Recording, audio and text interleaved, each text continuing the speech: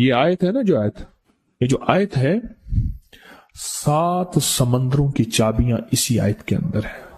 7 زمینوں 7 آسمانوں اور جتنی بھی مخلوقات ایسی ہے جو ڈس سکتی ہے، جو چیر پھاڑ سکتی ہے، یا ایسی آفتیں اور بلائیں جو آنے والی ہیں، ان سب کو سنبھالنے کے لیے یہ آیت آخری طاقتور ترین آیت ہے، اور یہ عمل حیرت انگیز ترین عمل ہے. میں چند سانسیں پڑھواؤں گا، میں آج چند سانسیں پڑھواؤں گا، اور آپ کو علم ہے کہ یہ کتنی سانسوں کا عمل ہے؟ 40 سانسوں کا عمل ہے. اس کو دیکھتے ہوئے 40 سانسیں، اور ہر سانس میں اپنے مقصد، اپنی مشکل، اپنی پریشانی، جادو، جنات، بندش، بیماریاں، ناکامیاں، تکلیفیں، مشکلات، مسائل، الجھنوں کا ہر سانس میں تصور کرنا ہے. اگر چاہتے ہیں کہ ہمیشہ تونگری رہے، مالداری رہے، عزت رہے، بھرم رہے، اور نسلیں پتہ نہیں کتنی آئیں گی کوئی خبر نہیں، اور ان کا رزق کشادہ رہے، کیسے ہوگا؟ کس طرح ہوگا؟ تو اس کا واحد حل اور اس کا واحد راستہ صرف یہی ہے. اپنے مالوں کو سوچیں، یہ میرا مال اللہ نے دیا ہے. میرے والد غریب تھے، میرا دادا غریب تھا، یا میرا والد مالدار تھا، یا میرا دادا مالدار تھا. آج اگر ان کی جائیداد اور چیزیں مجھ تک پہنچی ہیں تو ان کے پاس راز کیا تھا؟ یہ ضروری ہے. میرا ایک اور پیغام بھی سن لیجیے گا.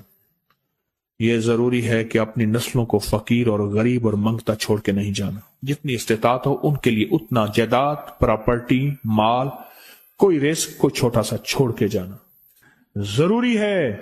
اپنی نسلوں کو خالی چھوڑ کے نہ جانا. اگر وسائل ہیں، حلال کے راستے ہیں، اگر نہیں ہیں کوشش کرتے رہیں. اللہ کا مال اللہ کے ذمہ ہے، اللہ کا نظام اللہ کے ذمہ. یہ آپ اگر اپنے پاس کچھ مال رکھتے ہیں، کچھ جائیداد رکھتے ہیں، سونے جواہرات رکھتے ہیں، یا کچھ چیزیں رکھتے ہیں، اگر آپ رزق حلال میں سنبھال کے رکھا ہوا ہے اور سال کے بعد ان کی زکوٰۃ دیتے ہیں اور رکھتے ہیں، تو یہ حرام نہیں ہے، اسباب کے موافق ہے اور توکل کے خلاف نہیں ہے. ایسا کرنے سے آپ گناہگار نہیں ہوں گے. ڈھاکہ میں ایک بازار ہے، اس کا نام خانم بازار ہے. خانم رئیس اعظم تھا، رئیس اعظم، پر اس نے زکوٰۃ، عشر، ہدیات، صدقات کے لیے اپنا مال محفوظ نہ کر سکا. بہت رئیس تھا. اس کے بارے میں تھا کہ 40 دن تک اگر گھوڑی دن رات دوڑتی رہے، گھوڑا دوڑتا رہے تیز رفتار، اس کی جاگیر ختم نہیں ہوگی. 40 دن 40 راتیں، 40 دن 40 راتیں ختم نہیں ہوگی. باپ کے مرنے کے بعد بیٹی کو ایک چسکا پڑ گیا. وہ تھا کپڑے کے پھاڑنے کی آواز. کپڑا نا پھٹتا ہے تو اس کی ایک آواز ہوتی ہے، بس اس کو آواز اچھی لگتی تھی. تھانوں کے تھان آتے تھے، وہ سارا دن قیمتی بوسکی کے، کرنڈی کے اور قیمتی کپڑے پھاڑتی تھی، اس کو ٹکڑے کرتی تھی. اس کا مشغلہ تھا. اور بیٹے کو مشغلہ یہ پڑ گیا، اس وقت نئی دیا سلائی آئی تھی، یہ ماچس کی ڈبیاں، تیلیاں، وہ ماچس کی ڈبیاں اور تیلیاں جلاتا تھا. اس کا بارود کی بو سے اچھی لگتی تھی. بارود ہوتے نا، وہ بارود لگا ہوا تھا، تو 2 بارود آپس میں ٹکراتے ہیں، شعلہ نکلتا ہے، اس سے بو بھی نکلتی ہے، اس کو بو اچھی لگتی تھی. ایک وقت آیا کہ وہ خالی ہو گیا. اور خانم فارسی کا لفظ اصل میں، وہ ایک اس گلی بازار کے چوراہے میں کھڑی ہوتی تھی ایک جگہ اور بھیک مانگتی تھی، اور اس کے نام پہ خود بازار کا نام خانم بازار پڑ گیا. میں جھنگ میں گیا، پرانی بات ہے، ہمارے ایک مخلص ہیں ان کے ہاں، ایک چوک میں کھڑا تھا، تو وہ چوک سے ان کی گاڑی لینے آئی کہ آگے راستہ سمجھ نہیں آ رہا تھا. تو مجھے کہنے لگے آپ میری گاڑی میں بیٹھ جائیں. میں ان کی گاڑی میں بیٹھ گیا. مجھ سے کہنے لگے یہ جو چوک ہے نا، فلاں فلاں، میں نام نہیں لیتا، فلاں فلاں اس کی اتنی جاگیر تھی کہ 3 دن 3 راتیں گھوڑی دوڑتی رہتی تھی، ختم نہیں ہوتی تھی۔ اور پھر ان کی نسلوں میں کوئی ایسا آیا اور خود اس کو کوئی ایسی چیز پڑ گئی کہ ایک وقت تھا اسی چوک پہ کھڑے ہو کے بھیک مانگتا تھا۔ اور ایک دفعہ سخت سردی تھی، بھیک مانگ رہا تھا، سردی میں ٹھٹر گیا، اور ٹھٹر کے تو میں چھپ گئے جیسے آج کل سردی ہے، رات کو وہیں مر کے پڑا تھا۔ صبح اٹھایا، کچھ لوگوں نے چندہ کر کے کفن دے کے دفن کر دیا۔ میرے حضور کا فرمان ہے، اپنے مالوں کو زکوٰۃ کے ذریعے محفوظ کرو، محفوظ کر لو۔ اگر محفوظ نہ کیا، نسلوں میں فقر اور فاقے، غربت، تنگ دستیاں، فقیری اور منگتا ہونا نسلوں کو دیکھے جائیں گے۔ پھر نسلیں کہیں گی، پدرم سلطان بت، ہمارا باپ، ہمارا دادا بادشاہ تھا، جاگیردار تھا، مالدار تھا، ہمارے بڑے بتاتے ہیں زندگی بھر کے لیے فقر و فاقہ، غربت اور تنگ دستی سے بچے رہیں۔ غیب سے اللہ کا نظام ایسا چلے گا، ایسا چلے گا، ایسا چلے گا، اللہ سارے بھوکے ہوں گے، سارے پیاسے ہوں گے، سارے فقیر ہوں گے، سارے منگتے ہوں گے، اللہ تجھے کھلائے گا بھی صحیح، پلائے گا بھی صحیح، سلائے گا بھی صحیح۔ عزت کے تکیے، عزت کے لقمے، عزت کے جام، عزت کے جام۔ مالک بن دینار رحمت اللہ علیہ کے پاس ایک بندہ ہدیہ لے کے آیا، اللہ کے ولی تھے، ہدیہ قبول فرمائے۔ آپ قبول فرما لیتے تھے، کسی کا نہیں کرتے تھے؟ میں نہیں لیتا، تیرا رزق حلال نہیں ہے، دیکھ کے فرما دی، تیرا رزق حلال نہیں، دیکھ کے فرمایا تیرا رزق حلال نہیں۔ انہیں حضور حلال ہے، فرمایا نہیں ہے۔ تو اچھا فرمایا ایسا کر، یہ رزق لے جا جو مجھے ہدیہ دیتا ہے، تجھے سب سے زیادہ جو مستحق ضرورت مند ملے اس کو دے، دینے کے بعد پھر اس کا پیچھا کر۔ وہ ان پیسوں سے کرتا کیا ہے؟ اب مرشد کا حکم تھا، فرمان تھا، کیا، دیکھا تو ایک لولا، لنگڑا، اپاہج، معذور، اندھا، کانا، کپڑے خستہ حال، بالکل بے بس، اور بھیک مانگ رہا ہے۔ اس کا دل نرم ہوا اور کہا کہ اس سے بڑا ضرورت مند پھر کوئی نہیں ہے۔ اس کو جا کے مال دیا، پیچھا کیا، چلتے چلتے چلتے اس نے جا کے آگے گیا تو نہ وہ لولا تھا، نہ وہ لنگڑا تھا، نہ وہ کندھا تھا، کانا تھا، نہ وہ اندھا تھا، کچھ بھی نہیں تھا، بالکل ٹھیک ٹھاک ہو گیا، اور یہ حیرت سے دیکھ رہا ہے۔ کرتے کرتے جا کے اس نے ان پیسوں سے حرام کام کیا، خاموشی سے آ گئے، آپ کا فرمان ٹھیک ہے، میں اب یہ میرے پیسے لے، یہ جا کے کسی ایسے بندے کو دے جو تجھے سب سے زیادہ مالدار نظر آتا ہو، خوشحال نظر آتا ہو، بہترین نظر آتا ہو۔ اب پیسے لے لیے، اب دیکھا تو ایک صاحب ہے، بڑے قیمتی گھوڑے پہ، لاجواب پوشاک ہے، اور بہت اچھی حالت ہے ان کی، بہت اچھی حالت۔ سوچا کہ حضرت نے فرمایا تھا کہ سب سے زیادہ خوشحال کو دینا، اس کو جا کے پیسے دیے، اس نے لے لیے، اب اس کا پیچھا کیا، وہ ایسی دکان پہ گیا جہاں سے راشن لیا جاتا ہے، اس نے تھوڑا تھوڑا راشن لیا، وہ حیران ہو گیا، اتنا مالدار آدمی ہے، ایسے راشن لے رہا ہے جیسے کوئی بندہ روز کی کھائے، اتنا ضرورت مند۔ اس کا پیچھا کیا، پرانی حویلی تھی، پرانا محل نما ایک گھر تھا، ٹوٹا پھوٹا، اس کا جا کے دروازہ کھٹکھٹایا، ابھی اندر جانے ہی لگا تھا تو اس نے لگام پکڑ لی، اس نے دیکھا تو ہے تو وہی جس نے آج میری مدد کی ہے، کہا تجھے اللہ کا واسطہ ہے، اب مجھے اپنے حالات بتا دے۔ تو کہنے لگا تو نے جس کا واسطہ دیا ہے اور پھر تو نے میری آج مدد کی ہے، میں نے آج تک اپنے حالات کسی کو نہیں بتایا، میں رئیس اعظم تھا، تلک الایام نداولها بین الناس، अल्लाह की तरफ से आजमाइश आ गई और फक्र, फाका, गुर्बत, तंगदस्ती खत्म, हर चीज खत्म हो गई। कई दिनों से मैं भी भूखा हूं, मेरा घोड़ा भी भूखा है, और ये मैंने कपड़े संभाल के रखे हुए हैं। ये एक लिबास है, रखा हुआ है, बाहर इसी लिबास में निकलता हूं, किसी को ये शक ना पड़ जाए ये भूखा है, ये फक्र की हालत में है, ये गुर्बत की हालत में है। मेरे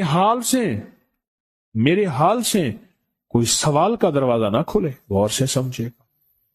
मेरे हाल से कोई सवाल का दरवाजा ना खुले, मैं ऐसा हाल बनाऊं लोग मुझे सवाली समझें, कि कुछ लोग जुबान से सवाली नहीं होते।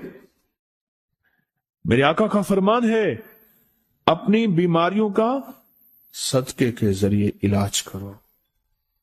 और सदका, ये सारा वाकया सुनाने का मकसद, तलाश करो, ज़कात तलाश करो, किसको देनी है, कौन जरूरतमंद है, कौन ऐसा है जिसको बज़ाहिर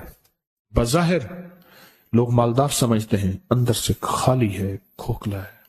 हुआ ये, एक खैर के काम के लिए पैसे जमा करने थे, खैर के काम के लिए।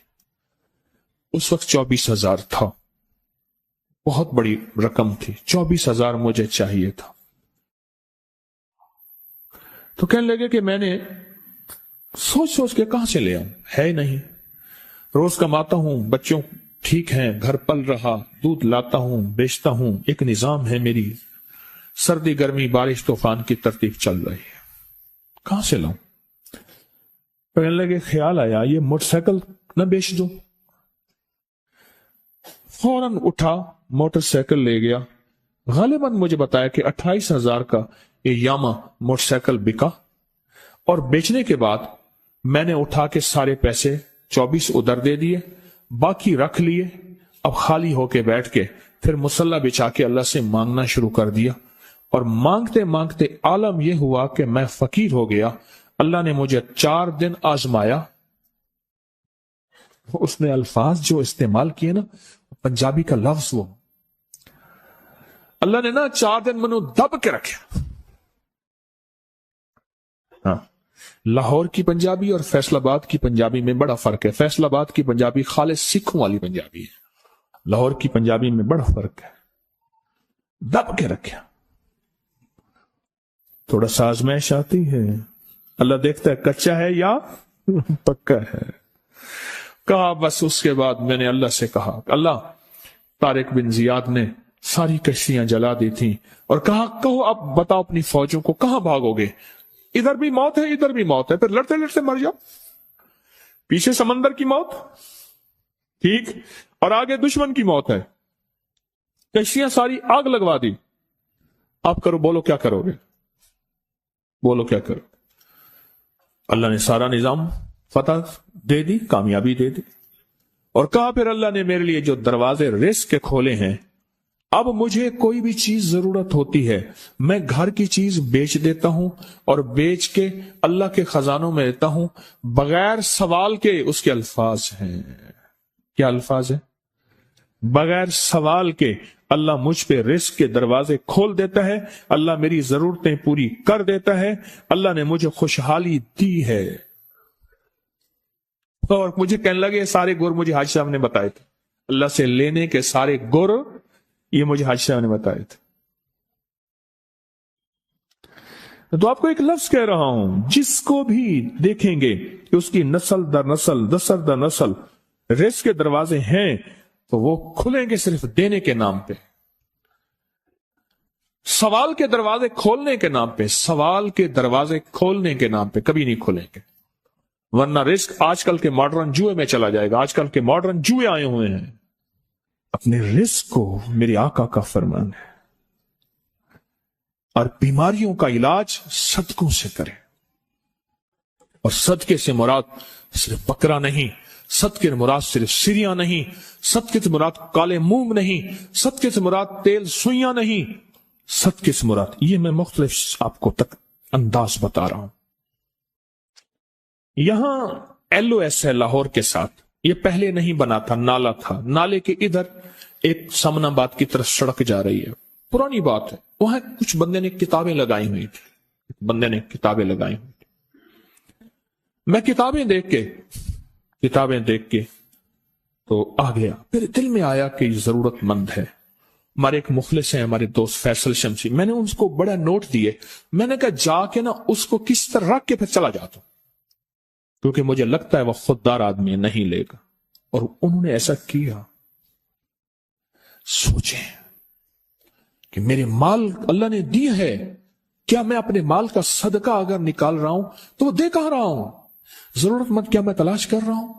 اور میں ضرورت مندوں میں سب سے پہلے وَبِذِي الْقُرْبَى وَالْيَتَامَى وَالْمَسَاكِينِ وَابْنِ السَّبِيلِ، مسافر پردیسی چوتھے، پھر مسکین ہے، پردیسی ہے، مسافر ہے، یتیم ہے۔ ضرورت ہے اس چیز کی،